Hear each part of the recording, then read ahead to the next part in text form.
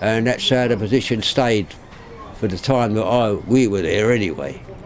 And but I say, if you was in Venlo or Blerick, every time you moved, they blast the road with mortars. Yeah. So, and of course, when we went in from Holland, we went in what they call kangaroos. They are a tank with the turret removed, and you get about a dozen men inside, and on the front was a Canadian with a Browning machine gun.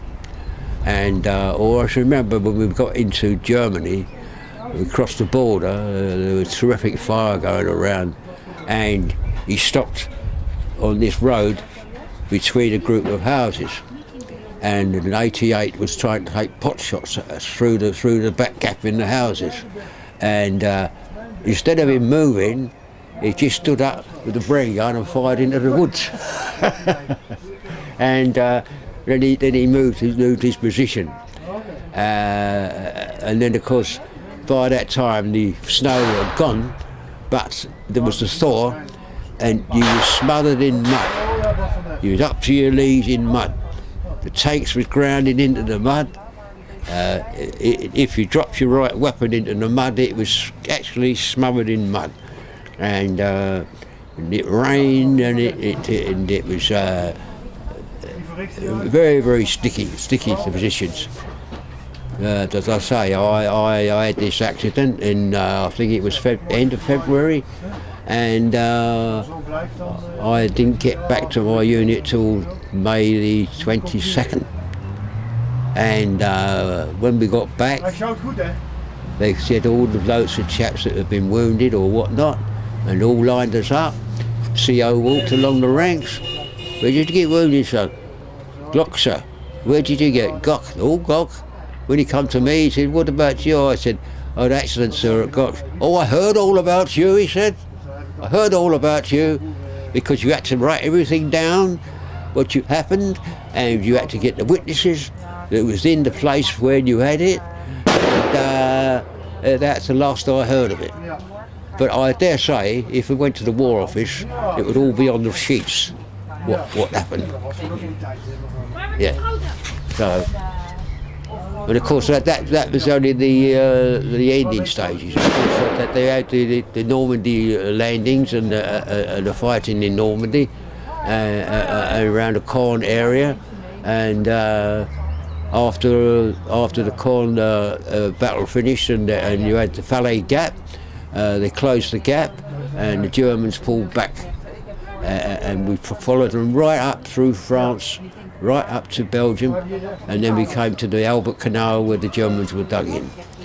And from the Albert Canal, as I say, they moved to the escort, and then we was pushed over as a decoy.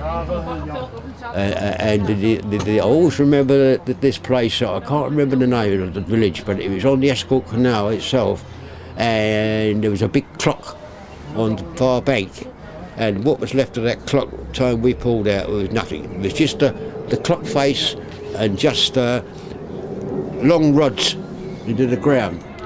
And of course, we had to cross the canal with no supporting fire, and it was a half of a raft pulled across on ropes, and you all had to get so many on the raft to pull you to the other side, and they was firing down the canal, this way to the canal, they was bombarding you from the front, and we lost so many casualties there. They used to, their habit was that they used to fire at the clock, and as soon as they fired at the clock, all the German artillery, which was in Turnhout at the back of us, they had an artillery school, and they used all those weapons on our little bridgehead. And I say, when we did pull out back across the canal, we saw the parachuters coming down on our left. And as I say, then we had that little rest, wasn't very long, and then we followed up through a place called Beringen on the Belgian frontier, through Wilkinson, into Holland. And that is really my story of my service in Holland. Tilburg, what happened there, we came up from the road and there was a regiment of Dutch, I think it was Princess Irene. They didn't know, it was an artillery position. And they put the shell fire down onto the outskirts of Tilburg. And we moved up towards Tilburg and they went in the first houses up and searched them, and then somebody come rushing down the road and said the Germans had pulled back. And of course we just marched into Tilburg then.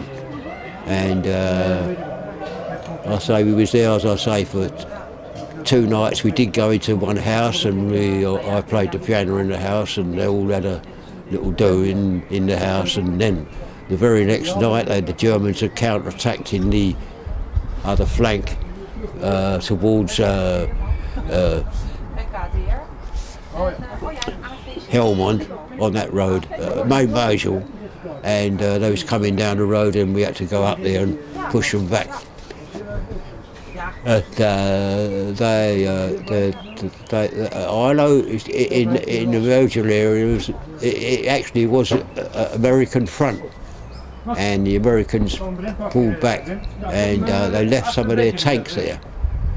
Whether they were just abandoned, I don't know, but we dug into this wood on this road, and I'm positive to this day that they got into those tanks and fired solid shot, because one hit the bank where I was dug in, and the chaps in the next trench, I was buried in sand. The whole fell on top of us. It was just my head poking out, and the next trench there, they was both killed. And there's so many things like that. And then you heard somebody shout, they got me, and they shot themselves through the foot. You got cases like that. But I don't remember any machine gun fire, but I do know they was firing those solid shots into our positions all through the night. And but I did get in the same position. We pushed further over to the right. We dug in. I had my trench in front of this hedge, and I done the stupid thing. I dug in and I left my equipment on top of the trench. Now, the tank came up through the hedge in the gap, blew up on the mine. I must have gone across the mine, but I probably wasn't heavy enough to set it off. And they must have seen my equipment on top of that trench, and they plastered my trench all day long. I don't know how many rounds they used, but they really, really raked that trench, and my equipment was all full of holes. You had the 2 pocket grenades in, and I think to this day, one bullet could have hit one of those safety catches on the grenade and blew me sky high. But it got dark, and I thought, okay. So I went back through where the tank was knocked out. I probably trod on mines, but it didn't go on. And I saw the other chaps dug in on the other side of the hedge. And that was the position there. We did have one chap, he died of, what we call it, hypothermia. I don't remember any shell dropping near in his trench or anything, but he died, I should imagine, by the cold and the hypothermia, I would imagine. Yeah. And then, of course, when the attack went in to clear that area, we was left in the rear for a time. And I also remember the houses there.